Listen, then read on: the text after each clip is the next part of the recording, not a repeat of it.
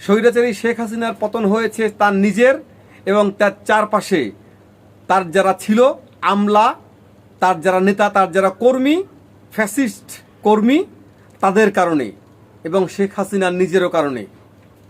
জনাব তারেক রহমান, রাষ্ট্রনায়ক তারেক রহমান, আপনাকে আমরা রাষ্ট্রনায়ক বলি কারণ আগামীতে এই রাষ্ট্রের জন্য আপনাকে আমরা নায়ক হিসেবে দেখতে চাই।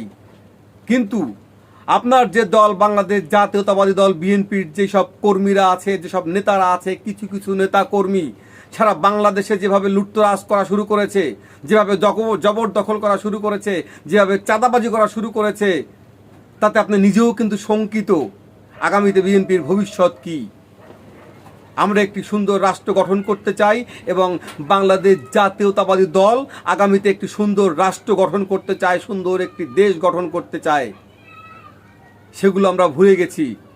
রাষ্ট্রনায়ক তারেক রহমান, আপনি রাষ্ট্রের নায়ক হবেন, কিন্তু নায়ক হতে গেলে আপনাকে অনেক কঠিন সিদ্ধান্ত নিতে হবে।